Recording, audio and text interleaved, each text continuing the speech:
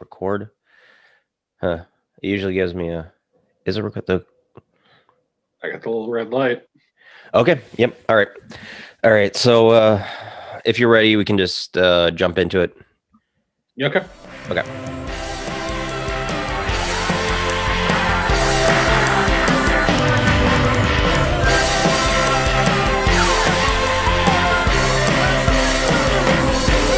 Hey everybody, welcome to I Love This Trash, a subsidiary of the I Love This Flick channel. I am your host, Josh Pfizer. I promised myself I wouldn't say before my name. I was just like, okay, I got this in my head. This is how it's exactly gonna go. And I just went, yeah. But anyway, with me today is my friend Curtis Parish. How are you doing, Curtis? I'm cautiously optimistic about my day. How about that? It's good for a change, huh? Yeah, that's that's fantastic. Cautiously optimistic is kind of my go-to these days. Ever since fucking November, that's been my go-to. But anyway, Yeah. but anyway, no politics. Well, maybe a little politics. Yeah, a little politics. Maybe a little politics at some point, but what we're really going to do is, we watched a movie that, in this case was considered bad at the time, was panned by critics. Well, not universally. It got like a 44 on Rotten Tomato, which, it's not as bad as some. That's an F. That's an F. I mean, Pretty bad F. I mean, I know that I was a D student in high school, so I know what an F. But yes, You're a D student. How did you learn so well? I didn't. Ask me anything about chemistry. Anything about chemistry? I don't know. Anyway, but what we're talking about today is a movie in the tradition of It's a Mad World, and other movies about people stepping over each other to get a lot of money. We are talking about Rat Race.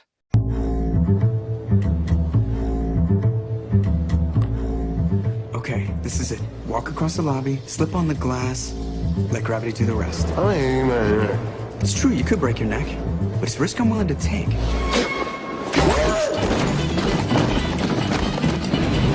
Bright lights are gonna set my soul. In a city where anything goes. What's this, $110? Those are your in-room movies. Afro Horse. Afro Horse? You watched it 11 times. It says in the morning you watched The Grinch for 10 minutes and then switch back over to Afro Horse. And everything is possible. Honey, kids need ya. Miss, can I have another one of these, please?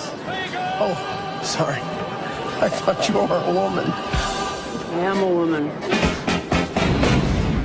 6 strangers are about to be given $2 million. the chance of a lifetime. First one there keeps it all. It's like a race? He said raise. By land. Taxi!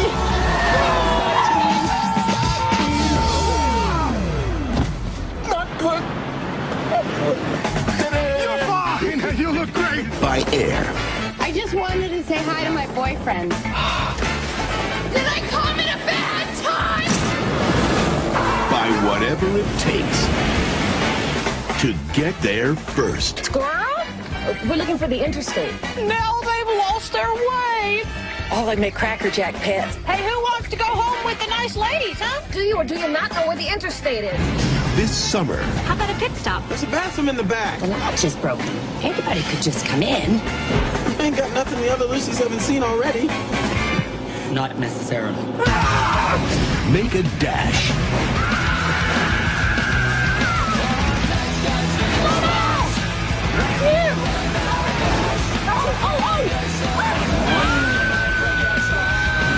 For the cash.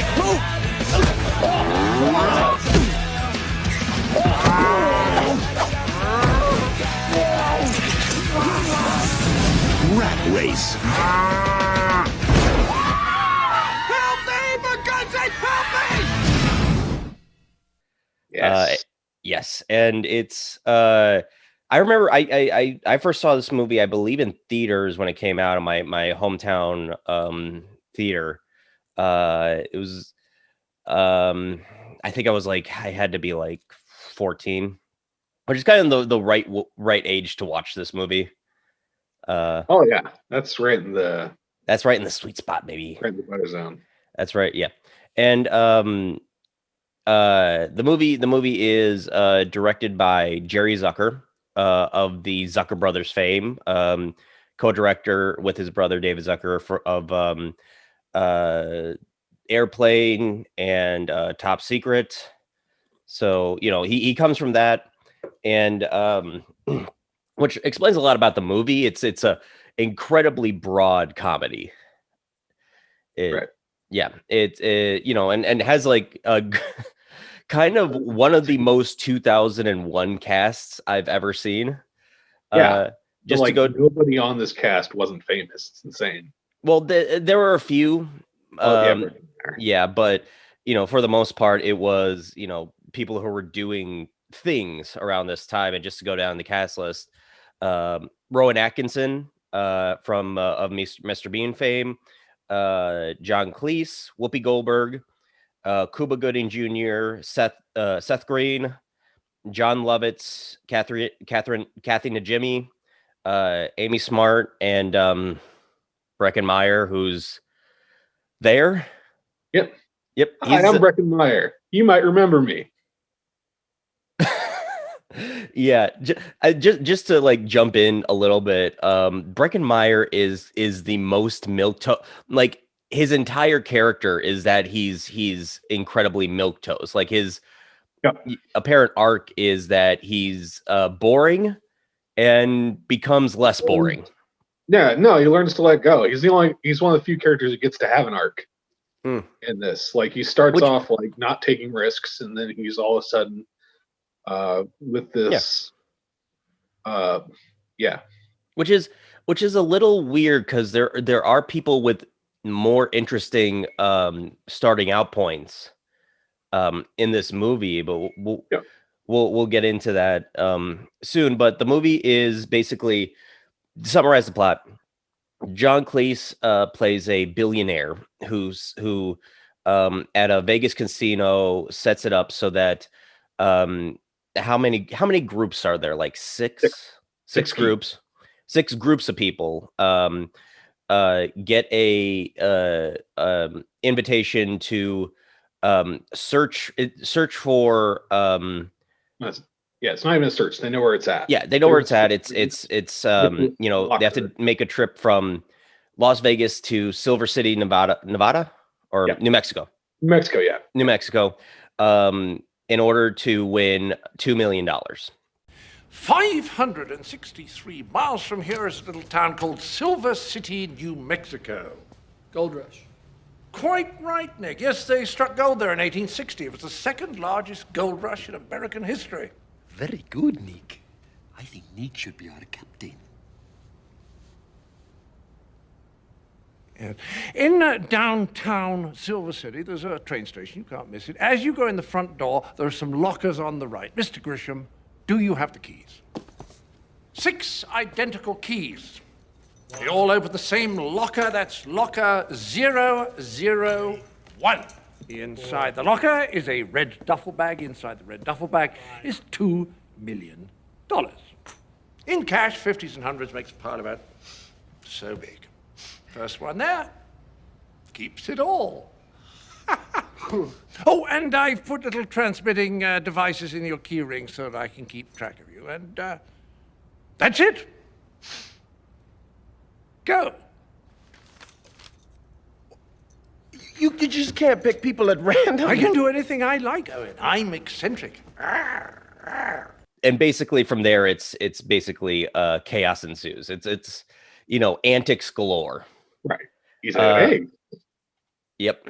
And so again, to go down the cast list, but in these groups, there is the Breckin Meyer playing Nick, who's again just the boringest guy, and somehow is able to team up with Amy Smart, who becomes more interesting as the movie goes on. Oh yeah.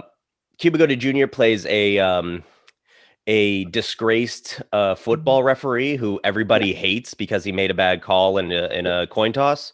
Yeah, he basically mixed up heads and tails because they don't use regular coins. Yeah, use like weird ass coins to do these things. So he flips the coin and like mixes up heads tails, and he just like starts kicking people out of the game for telling them they set their own like basing. Yeah. Seth Green and Vince. I hope I'm saying this right. Viluf. No, here it is. Viloff. They play brothers who are basically scammers. When we meet them, they're trying to do in a joke that is actually is really funny because the joke is they're trying to have the one brother slip on a shot glass down a flight of stairs so they could get a settlement from the casino, and somebody else slips on it, and all of a sudden like Gloria Allred is Gloria Allred is just there. Is like, I saw everything I can get. So that's pretty funny. And she comes back. Yeah. And we have Whoopi Goldberg and Lainey Chapman, who play long lost mother and daughter. Lainey Chapman is some kind of businesswoman. And I think he owns a cosmetics brand. Yes, but it is established like she has the biggest motive. She actually has a motivation for really wanting the money because apparently it's revealed that she has some kind of money problems. Right. In the movie. So we also got John Lovitz as just a guy. He's just like an average family man. He's on a vacation with his family. His wife is played by Kathy Najimy. Yeah, I think he's like between jobs or something to that effect. There's a line. The way he gets them on the race is he says it's a job opportunity.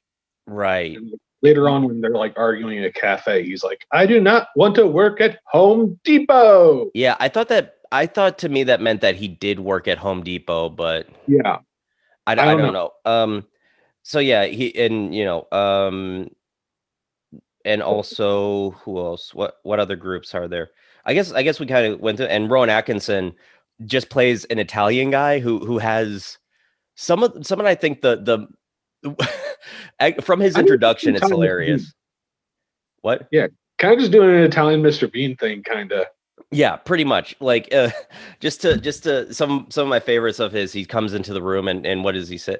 I forget what he says, but he's just like, no pun intended. And yeah, he's just like, I know what you're thinking. That is a girl's name. No pun intended. What pun? Later on in the van with Wayne Knight, there's a chain playing, but Rowan Atkinson is singing Respect. Yeah, which is a good like Motown joke.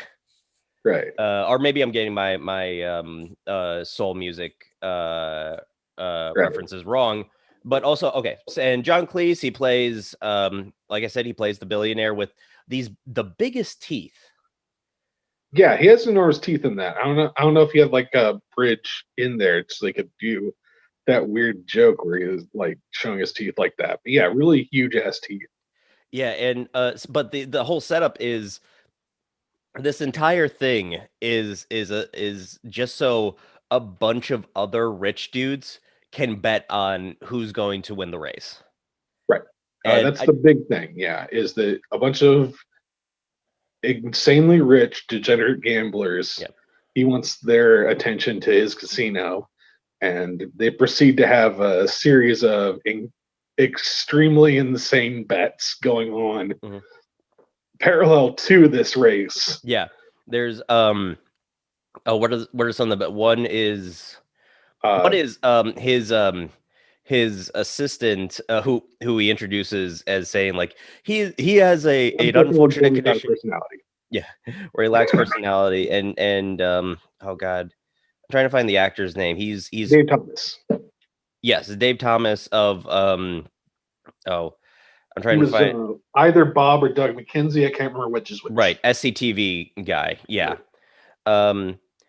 And also did an amazing stint on Arrested Development as a fake. Yeah, he played no, he wasn't fake. He was Charlize Theron's uncle in that. Or her dad or something like that. And he pretended to be English. So they were supposed to be English, but he's not English. Yeah, obviously he's a Canadian actor. Yeah, he's Canadian, and what the fuck did they know? So in that scene with Dave Thomas, a sex worker comes in, and I think he starts listing these things that he wants, like he wants to cut her toenails, and have her shave his ass. Pepto-Bismol, and then have her shave his buttocks while they're wearing sailor hats and nothing else. Yes, and the bet is how much she will do that for, and I think what is it, $3,000? Yeah, it was like $3,700 or something like that. It's like who had $3,700? Which I feel like is way less than what it should be. I don't know. Like Pepto-Bismol probably comes right off, and if you get your toenails trimmed and it's not really that huge deal. Plus, I assume he's providing the sailor hats. So you put some thought into this. Yeah, I don't know. I'm just thinking on my feet, man. You gotta think on your feet when you're in the hot seat. But yeah, that's pretty much the gist of the movie. It is like I said, antics galore. Like it's really one set piece after another, and there's no real arc to the movie. Even the conclusion is, kind of just happens. Yeah. Well, there's sort of I don't know. There's like pseudo arc to there's some of the arcs, like some of the sub stories, like thread in between each other. Yeah. Because like the thing that has the most thing carrying is that cow hanging from a hot air balloon. Because it just keeps showing up. Yeah. Because you pay for an animatronic cow, you get your money's worth out of it, I guess. Oh yeah, absolutely. Where should we start? I feel like we let's start with who we would be rooting for. Who would you bet on in this race? Well, it would probably be the Italian guy, because I don't know these narcoleptic at first. That probably would have been those guys. Because he's very on board immediately. Yes, for doing the race and cannot be convinced otherwise.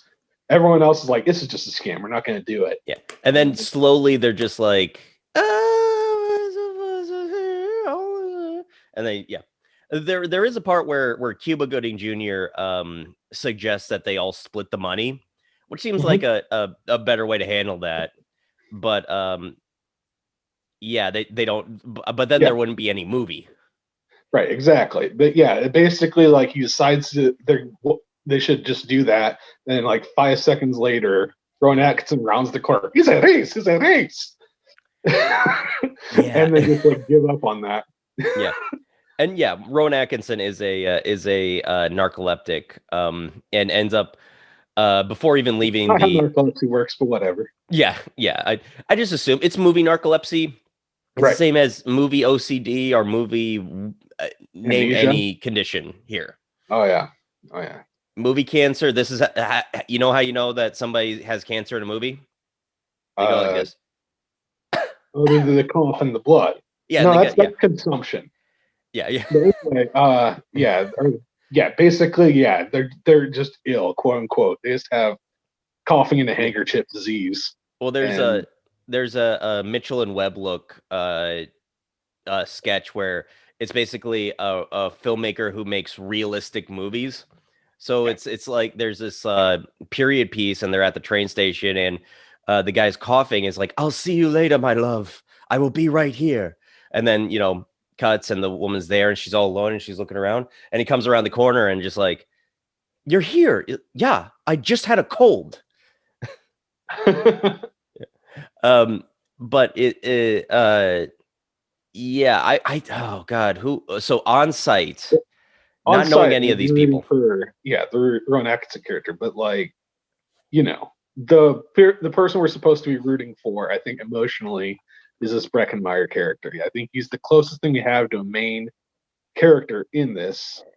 And it's hard for me to want him to win when he's so. And he even has a little catchphrase callback thing where he's like, my grandpa always said that good things happen over time, great things happen all at once. And then like he says that at the end, and it's like sort of the little bow that you can put on it. But maybe the real heroes here are I'm not going to spoil that joke. I'm not going to spoil it. I'm going to hold on to it. Yeah. Who the real heroes are at the end of this. At the very right. Hey, Curtis. Hey now. Yeah. But I think me personally, if I was like one of those rich guys, I would go for the brothers in this movie because they look like they fight dirty, and they pretty much do away. They do some domestic terrorism. That's they true. Take out the radio tower so that nobody can leave the airport. Out on the airport except Breckenmeyer, because apparently helicopters use different control towers. Yeah, I don't know how that works, but they do. I that sort of makes sense, but I don't know if that's true. It doesn't matter much. It sounds like one of those things that might be true. Is kind of the thing. But yeah, not only helicopter scene. Yeah, and the thing is, like, not only that, it's one of those movies that you're just like, okay, this takes place obviously in the early 2000s. This film, so 2001, immediately pre 9/11.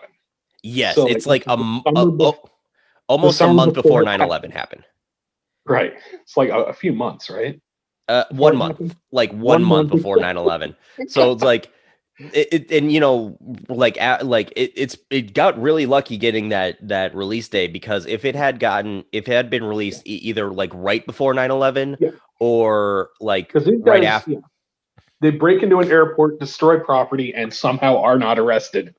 Yeah, and or shot on site. Yeah, it's like watching Love Actually. There's that scene at the end where the kid's just running through the airport. Now listen, like within the 5-year span after 9/11, that kid would have been shot down. Like tased, at the very least. Detained at the tased a lot. Don't tase him, bro.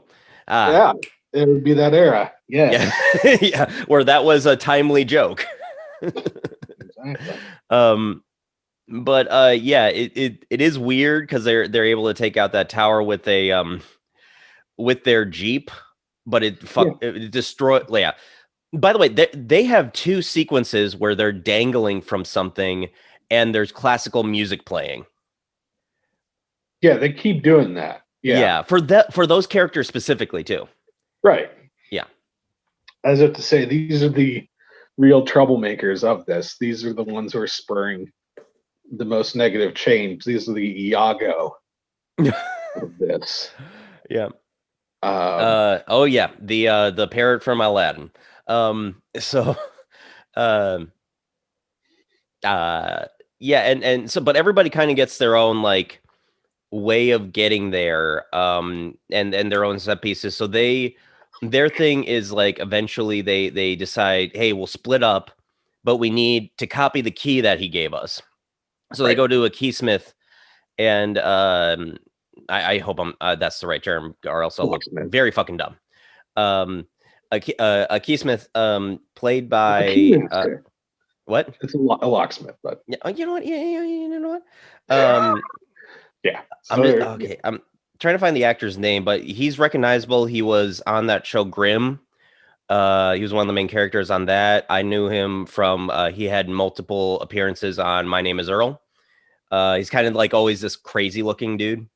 But he we forgot to mention like Seth Green's brother in this.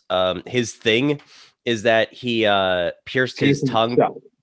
A tongue piercing. Yes, and it's the kid he got online. Yeah, obviously, like very well, did they say online? Because this is 2001. I don't know if like it's that easy. Maybe he said sent away for a kit. So send away for a kid. That's what it says. Yeah, so he could have done a mail order. But done that pseudo online thing where you go to the website to get an address to send a letter. Yeah.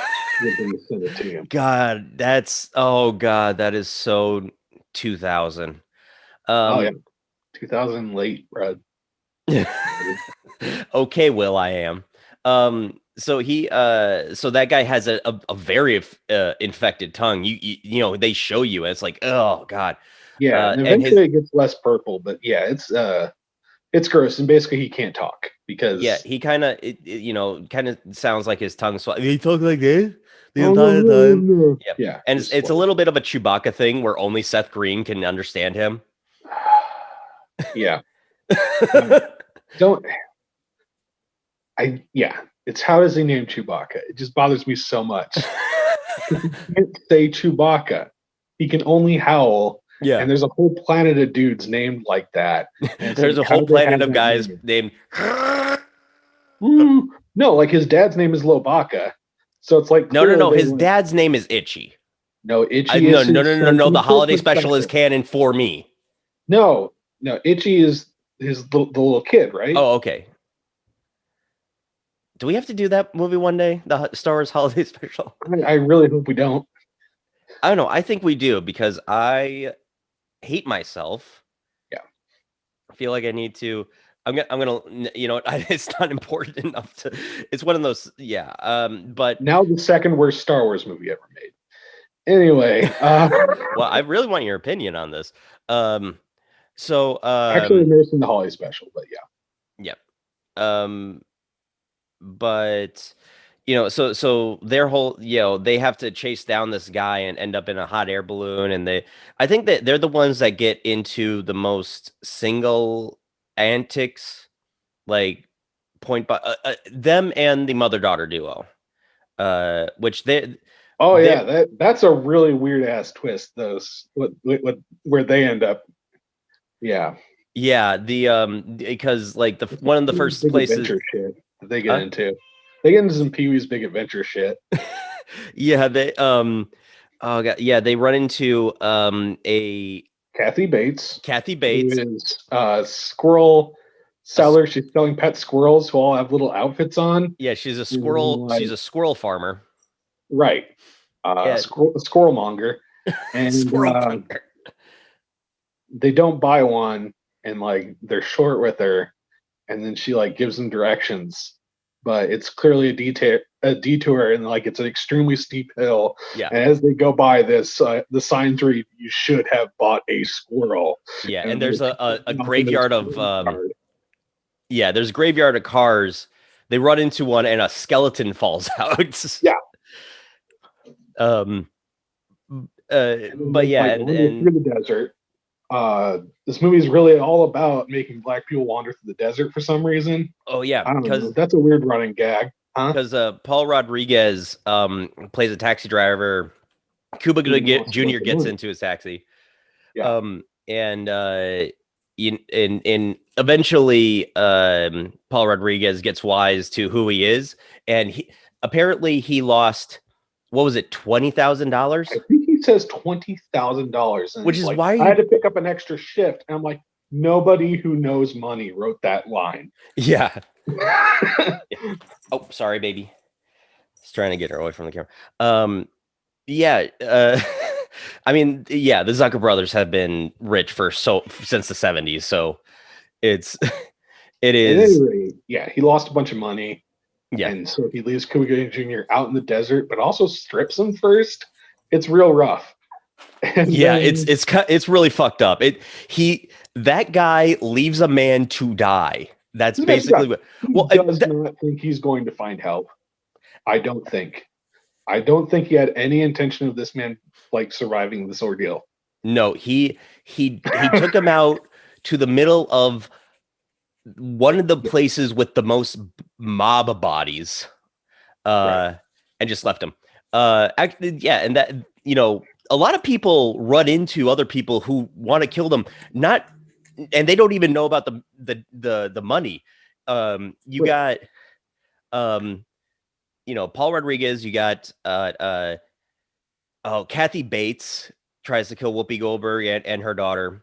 And oh god, oh yeah. There's later Rowan Atkinson when he wakes up gets hit by Wayne Knight, who is shipping a heart. Yeah. Because the planes went down, so they can't medevac.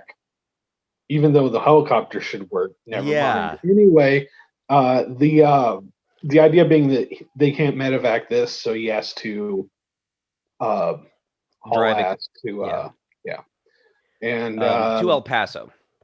Yeah, and so he's just the worst little creep. And he's like, you want to see the heart, and then predictably the heart gets like, it falls on the floor, and it gets a peanut in it. Yeah, and then like and a nickel. And they can't get it in the bag, and it goes out the window. Well, okay, so in that situation, someone says there's a human heart in the back. Do you want to see it? Look, that is creepy, but also, yeah, I kind of want to see it. I've never seen a human heart. I've seen a cow heart, so it's like it's that but smaller. Fuck it. Yeah, but it's a human heart. It's like, you know what? It's like a Stand By Me. You don't. It's really fucked up to want to see a dead body, but you kind of want to see a dead body. No, I've seen a few. Not really. Okie dokie. Anyway, so yeah, the heart falls out, and there's a whenever, and we watched Kiss Kiss Bang Bang together a few weeks ago. Whenever there's a dog that shows up where there's a severed or body part around, the dog's gonna try to find it. Yeah, there's I can't remember what major drama there was, but there was like a scene that was supposed to be dramatic, but it's like, somebody's heart skitters across like a hospital floor. Oh, it's I believe it's One Tree Hill. Snacks it. Yeah, why was that dog in a hospital? Probably a emotional support animal. This was in. Well, I feel like that would have been mid-2000s, where that wasn't like as much. Okay, we still have like charity. It's not important anyway. Yeah, it's not important. The dog gets it, and then the dog hits an electric fence and dies. It's fucking awful. Yeah, it is, but it's also like that electrocuting stance. So that is fun. And the dog still has the heart in his mouth. And Wayne Knight suggests killing a drifter, and he's just like, and then like he finds out that this Italian guy has no connections in life, and like nobody would know if he was gone.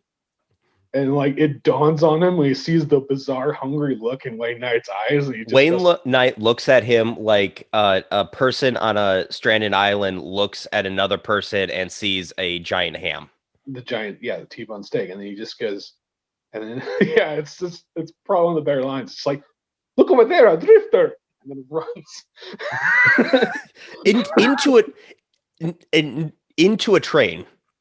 Like a bullet train and jumps into a bullet train. Which, do we have giant maglev trains? I guess we do in the Southwest, maybe. I'm sure that I'm sure there are some still around even today. It was like a super nice train, and he jumps and somehow hits the gap between cars and does not die on impact. Because cartoon physics are in play in this. Make no mistake. Oh yeah, this is a giant cartoon. Also shown by the fact that the opening credit sequence is it's animated, but it's that kind of animation that's paper cutout animation, pretty much. Yeah, but it is a cartoon.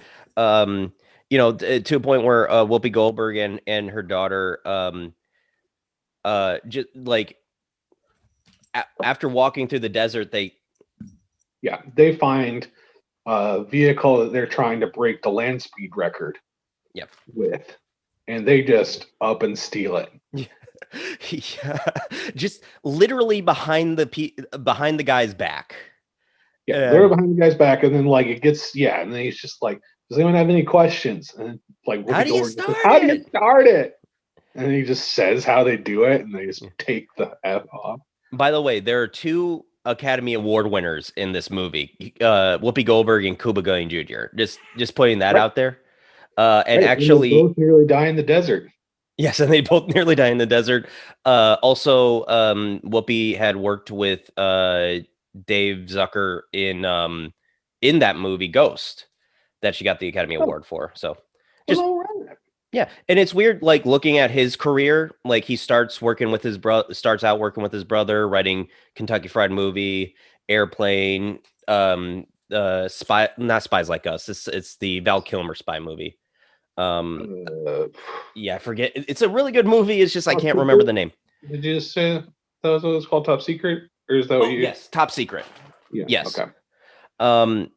Yeah, and and then he does and then he does Ghost, and then he does a movie like a night movie with Richard Gere and Sean Connery. Okay. Yeah, and like 2 dramas in a row. Like, I mean, Ghost worked out for him. Like that was nominated for an Academy Award. And I believe I'm gonna check, but I believe this is his last movie that he directed. Yeah, and no, I'm sorry. This is Jerry Zucker. Dave Zucker is the other one who went on to do the Scary Movie sequels. And yeah, this is Jerry Zucker's last movie that he directed. Last movie it looked like he did at well, that he wasn't producing, it looks like. Okay. But yeah, and Cuba Gooding Jr. like eventually, like his story really, I think the most antics he gets into happen when he comes across. We're going to talk about the scene where he gets the uniform. Yes, because it's entirely based off of the bizarre fear of the vagina that is baked into Western society. Yes, let's not mince any. Well, let's not pussyfoot around. Well, that's probably a bad word to say, especially in this instance. But let's not creep around the fact that there are very problematic jokes in this. But it's 2001. A couple transphobic ones, homophobic ones, homophobic ones. Some a little racism. But but it's time not terrible. Yeah, it's not worse than Friends. Yeah, I would say honestly, yeah, it's a little bit par for the course. Not fighting bigotry, but not really. Yeah, not really intentionally hurting people. Yeah.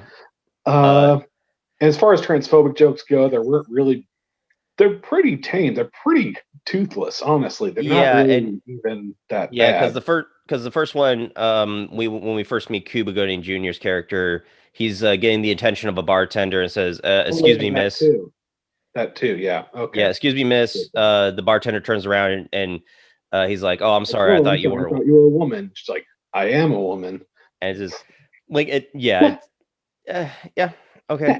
And then there's one. Okay, but we'll get into, because we can't talk about that joke without setting this up. So Cuba Gooding Jr. eventually finds like a rest stop and goes into the driver.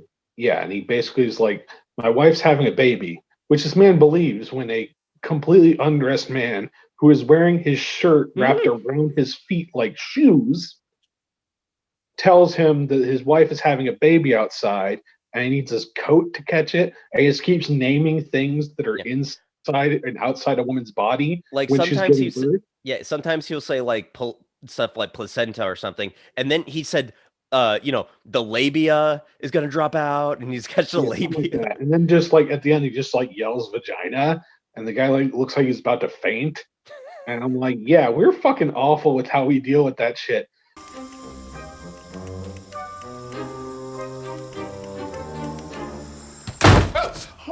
Oh, mister, you gotta help me.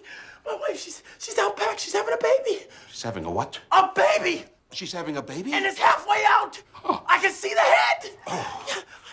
I need your jacket. Why? For her amniotic sac. Oh. Yeah, her amniotic fluid. It's all this gushing out. Gushing? The jacket. Oh. The jacket. Give me the jacket. And your pants. My pants? Your pants, yeah, for her, her placenta, and her labia and the cervical. Oh, God, the mucus gushing, it's gushing. It's just the whole. Oh, my quick, okay. And hat. My hat? Why? Why my hat? For her vagina. Let's go, ladies. All aboard. We're on our way. Look, true story. We sent this thing out in space called the Golden Record, and like it's this like disc that they could read, but there's also like so like when aliens find this thing, right? The idea is that they can see what humans look like. But they gave a dude a penis, but then like they're afraid to give the lady a vagina, so it didn't have one. It's like, what the hell, dude? But also, then there was a scientist who got so mad about that he literally inserted a microphone inside the vagina of multiple members of a ballet company and then personally radioed that into space. That was insane. He wanted to hit like a hurricane with a fucking death ray at some point. He was just so good. I can't remember his name now, but that was just a great dude. Anyway, Cuba Gooding Jr. steals the uniform and therefore the bus. Yes. And it's a bus full of Lucille Ball impersonators going to a Lucille I Love Lucy convention. Right. And that's pretty great. They definitely milk that for all it's worth. It's really and if you're wondering, does it get really obnoxious really fast? Oh, you are correct. It does, and then like they have a series of unfortunate occurrences where like somebody, one of them is smoking. It's like you can't smoke, so she like chucks her lit cig and it goes into one, and there's hair, and there's a fire, and they're trying to put out the fire, and then they go to that back in the bathroom, and then like something gets tumbled into the toilet, so then it just fills with soap, and there's just bubbles everywhere, and they're just playing it's happening so good. They even do two separate beats where everyone in unison does the Lucille Ball cry. Just a crowd doing that all at once. So yeah, it's one of those things where it's just like Cuba Gooding Jr. didn't need to freak out at that moment, but you definitely would have if you were there. It's just like Jesus Christ. Yeah, I really wish that he had some sort of resolution because he's like, I'm a disgraced referee. Yeah. And now I'm a fake bus driver. And now I'm yelling about not being a fake bus driver. And I've learned nothing. And Cuba Gooding Jr. just ends up half naked through most of this movie. Yeah, I think intentionally. I think by design. He's got a fairly chiseled physique. Oh yeah, this was like right after he played a football star in Jerry Maguire. Right, so yeah, I think he got a kind of word for. I don't remember if this is before or after Snow Dogs, but I think Snow Dogs was immediately following Jerry Maguire because I remember it being like, I won an Oscar. I'm in Snow Dogs. That seems to happen to. It seems to it's weird because it seems to happen to a lot of almost specifically, and maybe I'm generalizing here. Black people who win Oscars, because there's him who won Best Supporting for Jerry Maguire and then almost immediately did Snow Dogs. Jamie Foxx won Best Actor for Ray and then immediately did Stealth. And Halle Berry won. Holy crap! I forgot about Stealth. Okay. Yeah. Halle Berry won for Monsters Ball. Yeah, Monsters Ball, and then did Catwoman right after, where she actually accepted the Razzie for that. So I'm looking at because she's got heart. Yep, she's one of the good ones. I hope she gets that John Wick sequel spinoff. Oh yeah, that was a great scene. Anyway, right. Yeah. Okay. So that's basically Cuba Gooding Jr. And then also he like finds a horse. Oh no, Silver City, and then he. Okay, 1 second. So it's not Snow Dogs right after. So he does As Good as It Gets right after, and then What Dreams May Come. Oh, yeah. And a few other things. Yeah, As Good as It Gets. Wow, I forgot he was in that. He was so good in it. Yeah, he was like when he just yells at Jack Nicholson. That was fantastic. He's such a bastard before the end. But Then he does Chill Factor. Do you remember Chill Factor? I certainly don't, Josh. Okay, so Chill Factor also has Skeet Ulrich in it. Cuba Gooding Jr. plays an ice cream truck driver. And I forget. The explosive is going to go off if they don't keep it cold. Yes. It's basically Speed, but with an ice cream truck. Yes. Okay. All right, cool. Yeah, I remember the trailers for that now. Now that you mentioned that, I'm like, yeah, Chill Factor. Okay. I saw it on cable. It's as stupid as it sounds. Okay. Is it? Yeah. Yeah, and but Jesus Christ, yeah, and Boat Trip, Jesus Christ, he just. Oh my God, Boat Trip. Yeah, that was a super. Yeah, I've never seen it because it's basically a hate crime. Yeah, pretty much. Actually, oh God, his career trajectory just keeps getting worse. He was in Pearl Harbor. Yeah, he was the guy who was like, he was like the chef. Yeah, he was like a cook, but ended up. But he also was I think he got in a boxing match at one point and he wins, and then like they at one point he's shooting an anti-aircraft gun. And it's very clear with how they put the angles that he would be firing into a friendly ship with it, but they don't fucking address that fact. And what are you talking about? From what I understand, Pearl Harbor is totally historically accurate. You know how the Japanese fired upon civilians at Pearl Harbor? I don't know a shitload about Pearl Harbor except that they're like, you can't torpedo them, and they like attached a piece of wood onto the torpedoes, and all of a sudden the torpedoes can work in shallow water. And they're like, oops a daisy. And then bad things happen. Yes. I remember Pearl Harbor getting like jumped immediately out of that movie. And this is a dumb reason, but like it shows them, it keeps like showing like the Japanese planning the attack.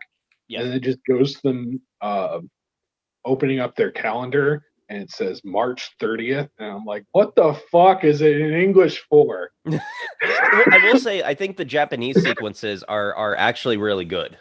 Those are very interesting. I think they're maudlin and completely annoying because they're just like, I fear we have awakened the sleeping giant.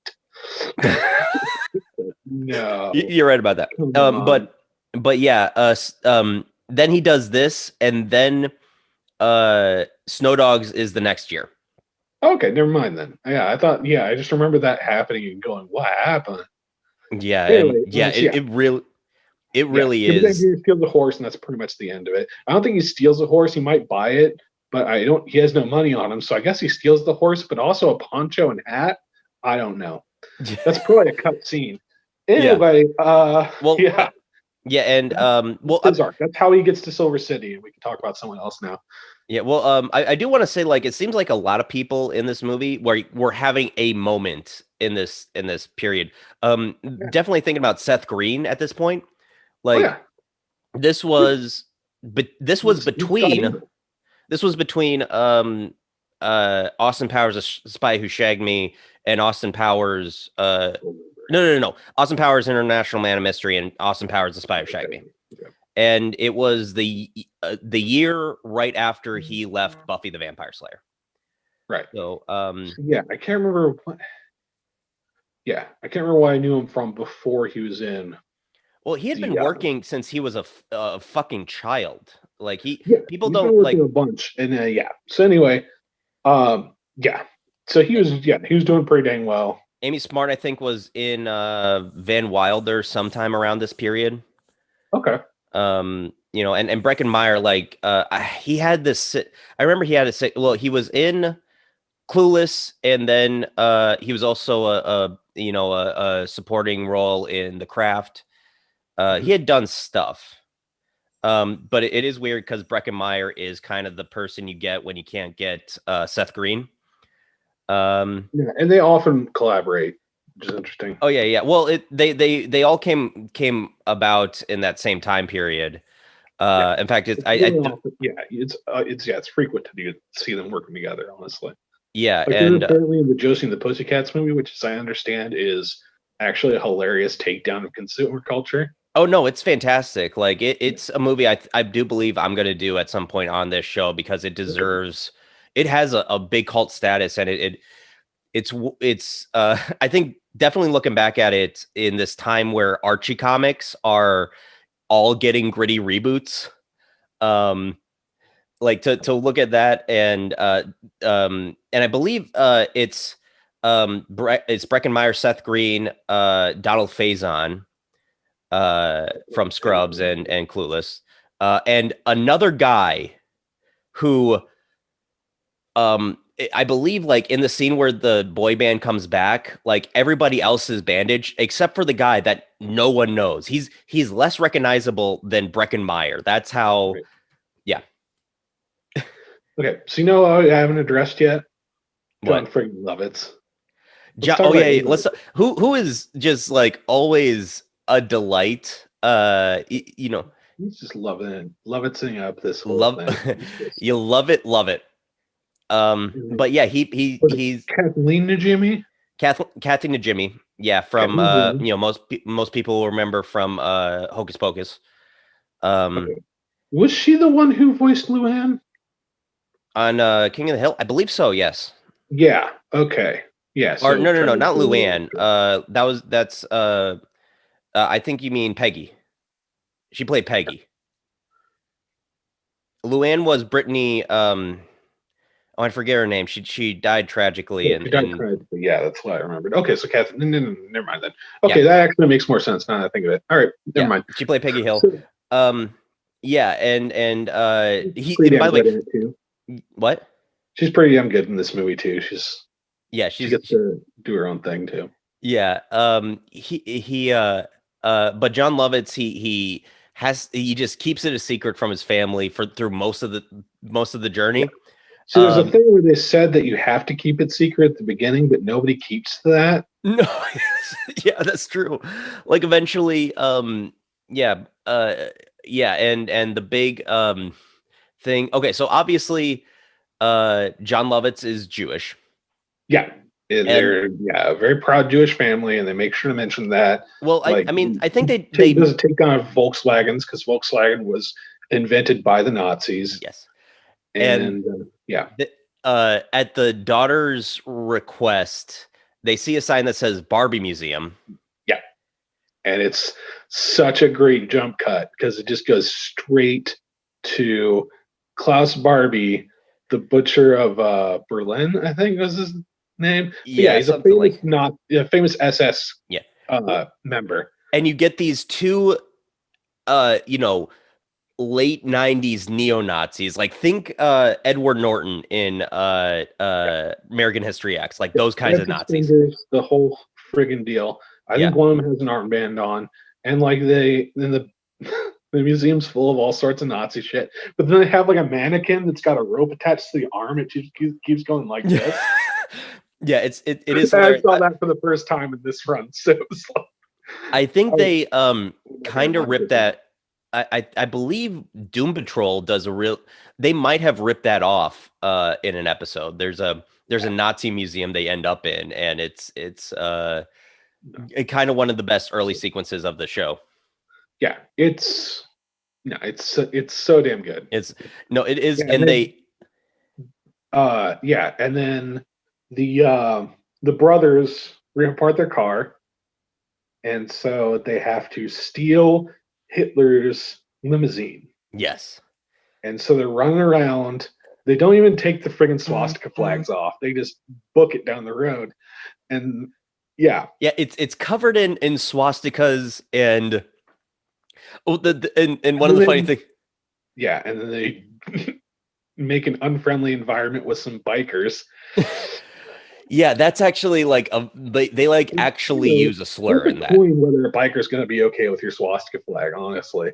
Well, and it's like they look like one of those, they look like those 60s bikers who, had Nazi paraphernalia all the time, like, just that was happening all over the place, yeah. Yeah. And then that stuff still infiltrates with Yeah. Anyway, watch the end of Breaking Bad. Yep. Pretty much. But and they find all this paraphernalia in there. It's like what is it the daughter finds that she's just like, I'm Mrs. Hitler. Yeah, she finds like glasses. She's like, look, I'm Mrs. Hitler. Yeah. And sunglasses and like, and the son is like playing a harmonica. It's like, don't play that. It's Hitler's harmonica. It's Hitler's harmonica. Yeah, and just the classic John Lovitz delivery. Like I remember when Rowan Atkinson comes into the meeting room at the beginning, and he's just like, "Have you guys seen this room?" John Lovitz goes, "Yes, we're in it." And then he watches a movie and goes, "It stinks." That was a critic reference. That was a critic reference, yeah. Solid show, that one. Anyway, I like me some Lovitz. There was a series of extremely poorly made video games that came out. There was like in sort of a something awful circle, and they were funny as shit. But one of them was actually super competent, and it was a Symphony of the Night ripoff. It was absolutely bug nuts. But okay, yeah. What else aren't we touching on? There's I think we got doing an elaborate thing where some lipstick that presumably belonged to Ava Brown gets smeared on the steering wheel. On the steering wheel, and then he accidentally pops the cigarette lighter off into his mouth. Yeah. And then he's got this burns all over his mouth, and then he crashes into a series of World War II veterans. Yeah, it's like some kind of ceremony. Steps out and he's like flailing around, making noises that sound vaguely like German. Oh, he has this smear on the middle of his mouth. That looks like a Hitler mustache. So he's just like until someone finally pulls his old service revolver and shoots at him. Yeah, no, it's great. I feel like the person we haven't gotten to, because it's not as interesting as some of the other ones, is the Breckenmeyer Amy Smart. Okay, yeah, we can definitely talk about that part. So he gets to go in a helicopter. Yes. And then she's like, I'm gonna stop at our house real quick and check up on my boyfriend. I'm gonna surprise him. And then he's making out with neighbor. Yeah, he's in a pool, like a heated backyard pool, with another woman, and he tries to hide her by dunking her, and it doesn't work out. It's Dean Cain. It's Dean Cain. It's Dean Cain who. Yeah, it's Dean Cain who. Who is was Superman and now is in those God's Not Dead movies or movies like that. Are you positive about that? Are you I am for certain. Like him and Kevin Sorbo. And Kevin Sorbo. I was gonna say, all right. No, yeah, it's not. It wasn't like me mixing them up. It's the both of them have gotten into that right wing Christian thing. Good work being good at. I mean, if you're a big enough name, they won't turn you down ever for that. Basically, free money. Well, yeah, but if you're like in multiple ones, I do believe that he's in the original God's Not Dead. So yeah, he's in the original God's Dead, and So anyway, something called Heaven's Door. Okay.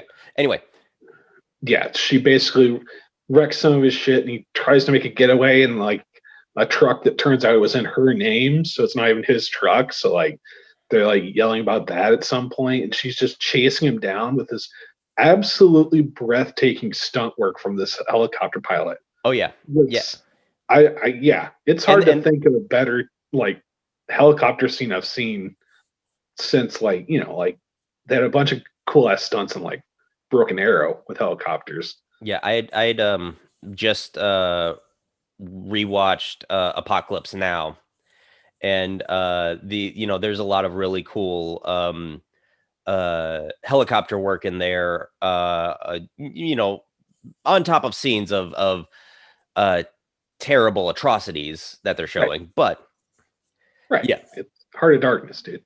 Heart of Darkness. Anyway, so the So yeah, after that, they Breckenmeyer decides that he's going to actually, she kisses him, and then he's like, you know what? I am going to do something adventurous. Yeah. I'm going to hop into this stolen car, and it's not technically stolen, so I guess that's fine. And Yeah, and and that's kind of it. They end up having to stop at a mechanic. And he like rips them off, and then he's just like, God should give me a sign, and the sign that he's been doing bad practices is that there's a sonic boom from the rocket car that was stolen that completely levels his business. Yeah. Right. So that's fun. And then they get off. Yeah, since that's pretty much the end of their arc until they get to Silver City. The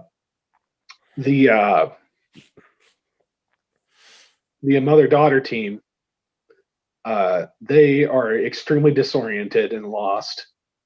So they wander around for a little bit, and then what is presumably a mental institution who's having like a park retreat. Right. Up, and then since they're disoriented and talking about like a rocket car, they're like, okay, it's mac and cheese day, and then just put them on and then just shove them on the bus. And then later on, they're just like, listen, we didn't get a squirrel, so we had to steal the rocket car. It's like, it's just when you, it's one of those things like when you hear it out loud, it's just like, it's so that we can get $2 million. Yeah. So and then Whoopi just straight up chokeholds the woman until she like opens the door, which I don't know. That's pretty bad security protocol because that could happen at any time. Yeah, I really was like, where are the orderlies on this? Like, that's her. It's one. They have one. I guess that's the underfunded mental health industry. Yes. I guess it's sort of this is their takedown of that, I imagine. Or it's just a joke that they can about crazy people.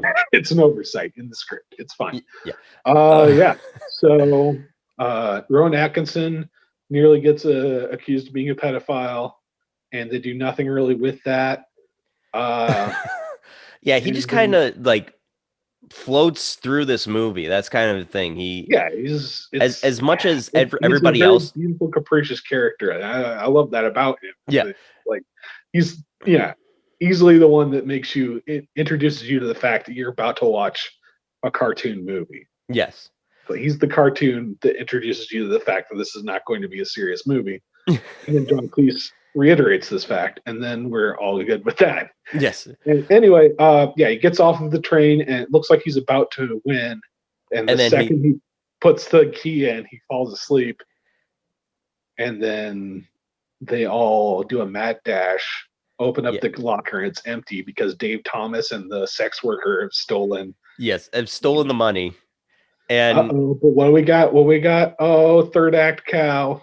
And then the money just kind of floats on the hot air balloon. Yeah, he ties the duffel bag to the rope and does not grab the rope, indicating that this man has no plan. Yeah. And then they all chase it in this double-decker bus until they accidentally land directly at this like stage, and it lands at the stage. Okay, did we get everyone's arc in? I think we got. I'm pretty sure. I think we're to the conclusion. Yeah, and when you say arc, it's really a scene of several misadventures. Yeah. Plot line might be better. Yeah, I think so. Series of skits. Everyone's series of skits. Series of gags. And then the lights turn on, and it turns out they're on a stage, and they're grabbing money, and then who comes out? The most 2,000 person possible. Smash Mouth. It's a Smash Mouth concert that they're in. Fucking mouth.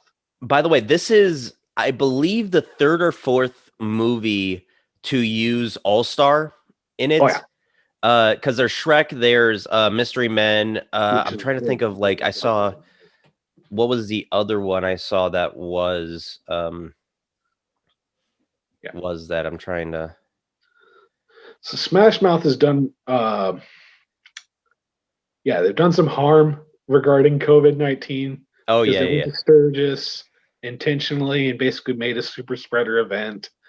And but the interesting thing about that is that you can actually use Smash Mouth to help you make yourself safer against COVID-19, because the first verse of All Star is 20 seconds long, which is the recommended time for you to soap up your hands to wash your hands. You know what? Curtis, I'm going to test this theory. Together, we are going to sing the first verse of All Star. And 1, 2, 3, go. Somebody once told me the world was gonna roll me. I ain't the sharpest tool in the shed. She was looking kind of dumb with her finger in her thumb in the shape of an L on her forehead. Yeah, it's 20 seconds. Oh my God. Yeah. It's amazing. It's so good. It's and everyone knows that song because everyone secretly loves that song, even though they say they hate it. It was no. Here's the other movie that again, one of the most late 90s, early 2000s things ever. It was in the Digimon movie. Oh, yes. Digimon, when your parents couldn't afford Pokemon stuff for you. Yeah, it's like a weird ass fusion of Pokemon and Tamagotchis. Yes, that's true. Sweet spot. Yeah. Yeah, and Tamagotchi is fun because it's a pun, actually, of two Japanese words. Tamago, which is egg, and Tomodachi, which is friend. And so it's like a Tamagotchi. Oh. Which is, I assume, Egghead from Batman's brother. Egg friend. Yeah, egg friend. Yep. Why not? Yeah. I don't imagine. Yeah, I don't imagine he's like a villain at that point because he's buds with everyone. Yeah, played by Peter Lorre. If Egghead is Vincent Price, then Egg Friend is Peter Lorre. Anyway, that was an old school Batman and horror movie joke. Anyway, right. So back to the movie. Okay, so Smash Mouth is headlining at a Feed the Children charity event. Yeah, kind of just generic charity event. Right. And it's literally called Feed the Children. So it's like, it's super generic, but there's somehow like also foster kids somehow wrapped up in this. I think somehow because they're like children with the official group. So I don't know. Maybe they're just like one of those couples that adopts a whole lot of like a multi-ethnic coalition of children around them. I think I think it might be like just one of those things where they need children really drive it home. But yeah, basically, they because of the way that they package it, there's a misunderstanding in communication. They're like, okay, these people are donating $2 million to the cause. Put it up on the board. And then like everyone has to like basically say goodbye to the money. But by the way, I thought like so I just checked for inflation what $2 million would be in today's money. And honestly, not that much more. It's like 3,005,000, 3,006,000, which I mean, it's a substantial amount of money, but it just does solve pretty much all of my immediate problems. Yeah. At any rate, and then everyone has to do it, but then Seth Green doesn't want to, and his brother's like, "I'm watching that from heaven." And he got fucking choked up, and that's the worst part. Is that I'm just like, "Oh my God, I'm getting misty eyed." You know, and that is a super sentimental moment, done in a very stupid way, which is like. Which is appropriate for this movie. Yeah, just bring up your dead mom, which has not been mentioned before. Yes. No. Yeah. We're just gonna drop that hammer on you right now, dead mom. I feel like the little kid says that this little girl in Spanish says they're like the 12 disciples. And John Lovitz makes a face. I don't know, I guess. Yeah. There is something in this movie where it feels like they there might be a longer cut because there is so much like in it that like I don't know, there might be a longer cut, but then again there might not be. It just probably just left a lot of stuff unsaid that could have been more. Like there's a lot of like I said, the mother-daughter relationship is kind of just for they don't really address that arc a terribly large amount. They just like spend a lot of time together. Yeah, they might as well just be a mother, like a mother and daughter who have known each other their entire. Yeah, who then that would also work. Yeah, there probably was when they're writing it. They're like, these are interesting characters, and it's more important for them to set up an archetype than to like actually give these people an arc that they're already from. I guess that was probably the direction of writing. It's like, let's make sure these people are as fully formed as possible before they get thrown into the situation. And now we know who everyone is and what they roughly want. Yeah. But then they all want the money. Yeah, and maybe like now we're just kind of like rewriting the movie and what it probably should be. Like Cuba Gooding Jr.'s character somehow redeems himself in some by giving money back. And and then he he does that fun thing where he like hands the money and then he like it's like, oh wait, the stuff I hid in my coat. Yeah. Boom. Yeah. Anyway, yeah. And Catherine and Jimmy has like a couple of stacks of hundos. Yeah. In their bralette. And that that makes sense. Like Catherine and Jimmy looks like she would need a pretty big bra. Oh, yeah. But then like John Cleese the millionaires get screwed because billionaires. Let's billionaires, sorry. Yeah. And so the billionaires get screwed because he basically like says that they're going to match match the donations that are made today dollar for dollar. And they're just like, no. And each of them, but also no like to a bunch of like starving kids and still like keep your reputation, so they have to do it. Yeah. So they get screwed out of like tens of millions of dollars. Yeah, which again, it's one of those things. Maybe I'm incredibly jaded, but like tens of millions of dollars to a billionaire is just. I mean, they were fucking gambling over nothing. Yeah. This entire movie. Yeah, like the maids hanging from the the curtain rods. The curtain rods. That was a pretty good little gag. Yeah, it's a perfect way to deliver exposition is to have that gag going on while they're doing this. Yeah, exactly. So good. So and then it ends with All Star. Yeah, it ends with them saying All Star. And for some reason, I seem to remember them doing a separate song. By the way, that's because they did that in a different movie where Smash Mouth was at the end of a movie, I think. Or maybe it was a TV show. It was their song Pacific Coast Highway, which never went anywhere. Was that Smash Mouth? Yeah. Okay. By the way, I just want to apologize to people. We both have our phones out and they're both like vibrating a lot during this episode. And I don't have a microphone, so it's especially bad on my end. Yeah. And by the way, Smash Mouth, this is the second movie where a Smash Mouth song appears that Seth Green is in. The first being Can't Hardly Wait, where Might As Well Be Walking on the Sun. Yes. Yeah. Which I think is the better Smash Mouth song, personally. I will never. Okay, do you remember YTMND? No. Okay, it stands for You're the Man Now, Dog.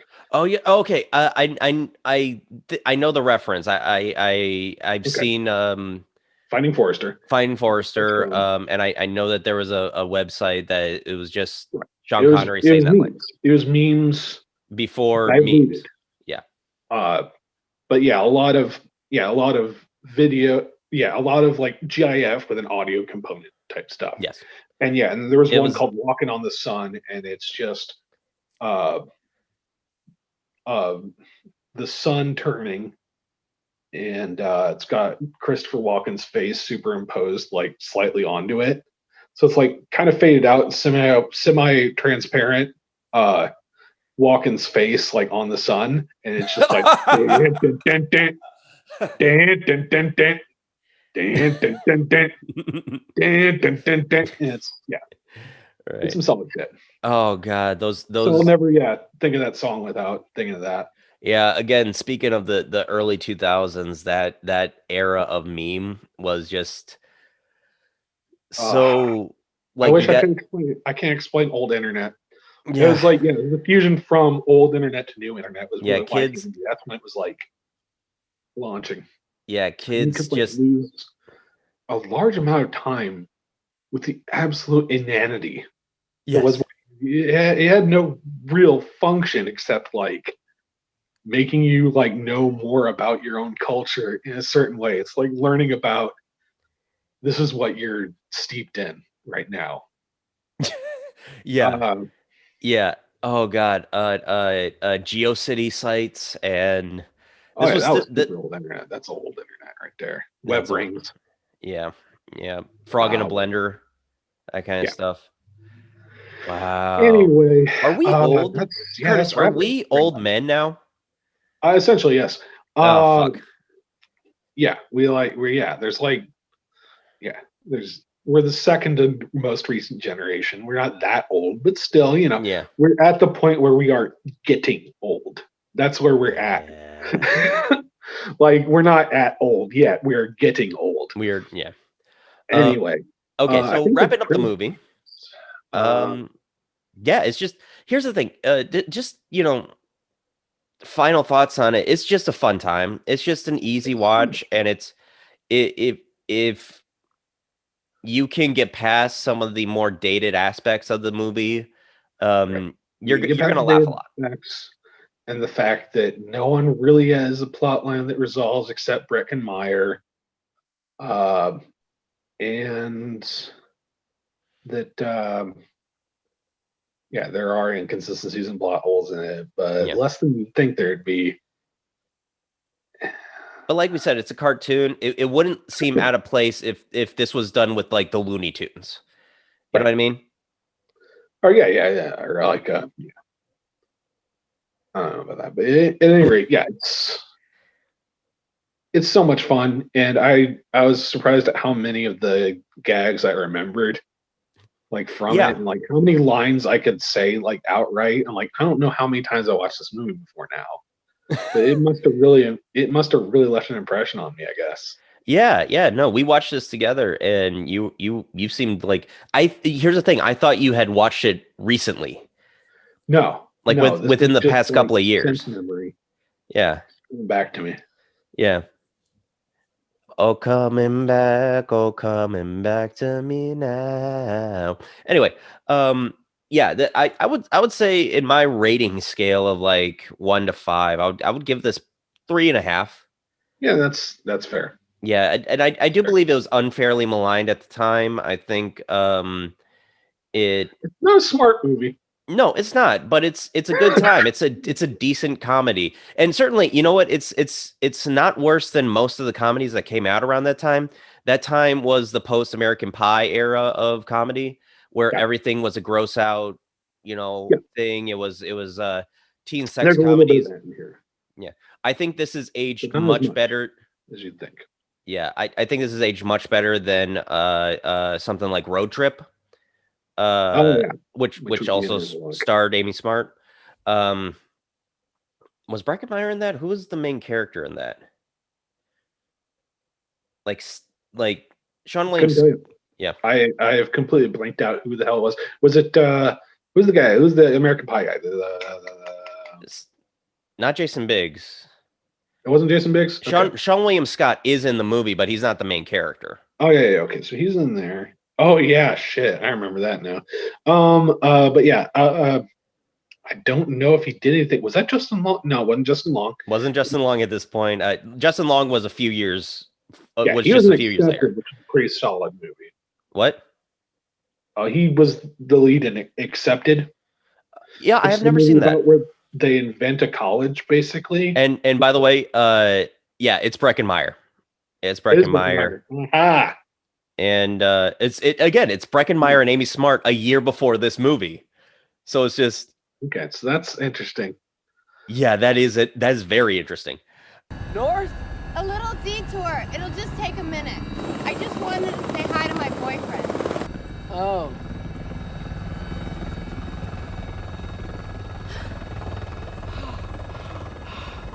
I can't believe it. That son of a bitch! That's Charlene's car. Charlene? His ex-girlfriend, or so I thought. Come on now, I'm sure there's a perfectly innocent explanation. She probably came by just to pick up some clothes or... Oh, nice and warm. Okay.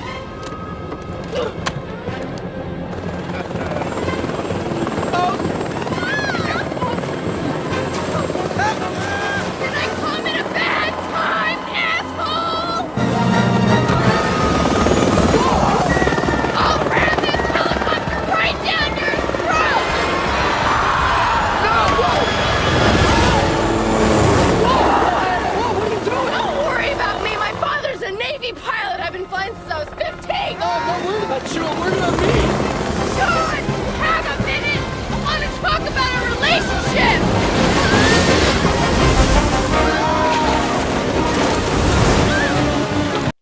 Yeah.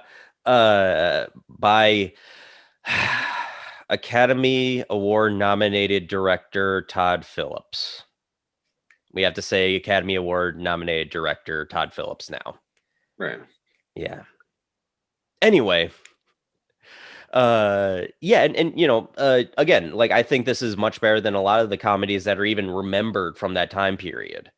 Right. You know, and I hope it gets a resurgence. I hope it gets you know, the kind of cult status that something like, I'm trying to think of a movie that was like roasted when it came out, but I'm drawing a blank, but Yeah. I hope this gets remembered with like other madcap bunch of star movies like Cannonball Run. yeah, Like it that. is Very much in that vein. yeah, it's you know, of course, like the direct reference is the direct line is Mad World. I forget how many Mads there are. I haven't seen the movie. Mads Mikkelsen. It's a Mad Mikkelsen world. Someone needs to make that just a bunch of what is he, Swedish or Norwegian? I don't know. He's some kind of he's in there area. I think he might be Dutch. I don't know. Yeah, he's some kind of European. He lives in he's from one of those European countries where they give a damn. Oh no, that's incredibly well. They give a damn, but is also incredibly sullen all the time. Government that does things. Yeah, is this like still always like life? Yeah, so it's basically Swedish movies. Anyway, yeah. So yeah. What are your final thoughts on it? Yeah, it was exactly as good as I remember it. Yeah. The dumb parts were still dumb, but also the dumb parts were very entertaining. Yeah, many of the dumb parts were very entertaining. Oh, we forgot the tongue ring brother gets a girlfriend who also has a bunch of pierces. Also extremely pierced. Yeah. And she has like, I don't know what's going on with the because she's got nipple rings, but like they got like a chain going all the way around to her back. I don't know what that is, but I've actually I've heard like people get what's called a corset effect, where they basically they put a line of rings down their back and then like wind a ribbon through it. So maybe it's like one of those situations. Maybe you know, if this movie was rated R, I'm sure a gold chain. It's like weird. It's weird as hell. It's cool. I'm sure if this was an R-rated movie, we would have seen more. I would have hoped so because that woman was incredibly attractive in that. I was expecting them to do the gag where those two guys where those two kiss and then their mouths and tongues get stuck together because Not that kind of movie, I don't think. I just forgot I wanted to mention because the how much of a task it must have been as a screenwriter to come up with reasons a car would swerve. Because basically, yes, that's your challenge. That's like that had to be in the writers' room, like reasons you would swerve, and like they range from like saw some titties to my wife headbutted me, to bunch of bikers to cow. And yeah, cow on a hot air dangling from a hot air balloon. And then what happened to that cow again? Like, what happened to it? I think it gets released when he puts the money on it. Okay. Well, I'm but good. I'm far from its home, so yeah. The dog gets it's not a homeless cow. It's gonna be someone's property. I don't. Yeah. But yeah, but that's Rat Race. It's it's right now it's on Amazon Prime. So you can if you have Amazon Prime, you can watch it for free. I don't know if it's on any other platform, but yeah.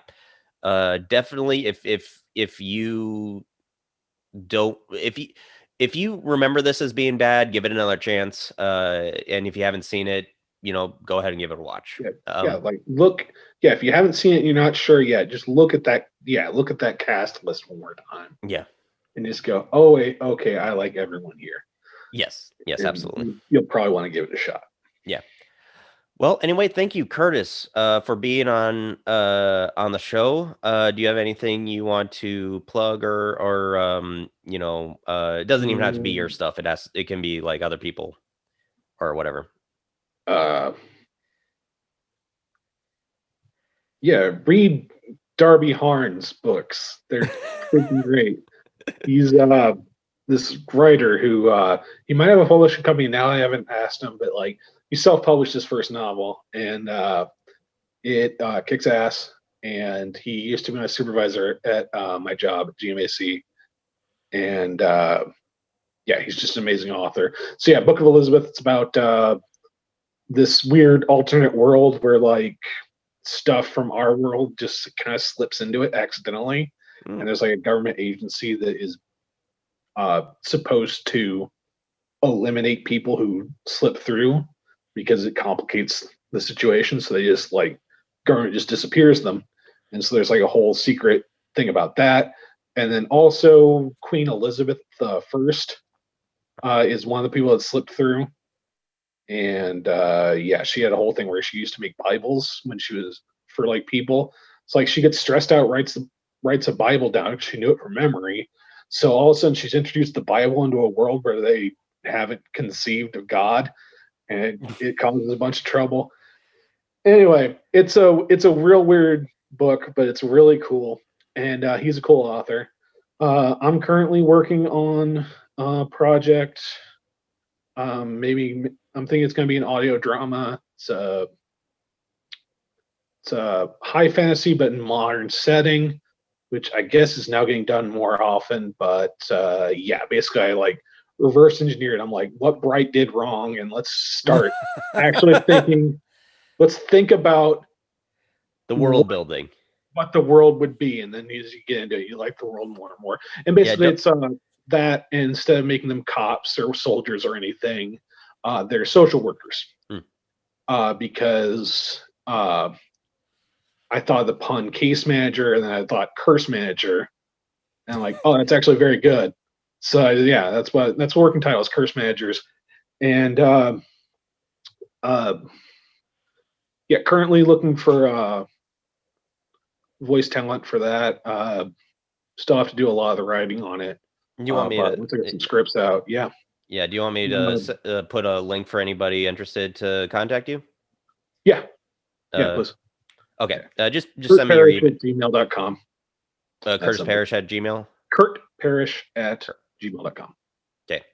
And I'll put that in the link. But yeah, and I have have another podcast I do called the Fancy Werewolf Lounge. I do that with our good friend Liberty Bell, and we usually interview local people from Curtis has been on. A lot of comedians. We're gonna have we've had a few musicians on. We're planning on having some musicians on for our recording tomorrow. So yeah, Fancy Werewolf Lounge, you can find that on YouTube and all the other podcast platforms. So right. And where's your older podcast stuff at? It's a lot of it is inactive. I think you can mostly find a few episodes, at least the last couple of ones, on SoundCloud. You know, the other more current one, which may be something I could resurrect at some point, but you know, Right. I don't need 3 back to, like, podcasts. the internet deserves to hear my opinions on Blank Man. You're right. I still need to find. I don't know where it is on these, but maybe one day. You know what? One day we'll do that for this podcast. Maybe because I feel like I feel like I want to redo that because I feel like I was too harsh on the movie. Because I think It was great. It was a great counterpoint because I had like stars in my eyes about it. You were just like, no, but this is actually garbage. And I'm like, I don't care. My favorite restaurant is Taco John's. I like garbage. All right. Well, yeah, Duper Heroes. You can find a few of the episodes on SoundCloud, and maybe I'll activate it again if I feel like it. Anyway, thank you all for listening. Please like and subscribe. Share this with your friends if they're movie lovers. The last couple of episodes were especially the vampire Lesbos one was very popular. Thank you all for listening, and good night, everybody.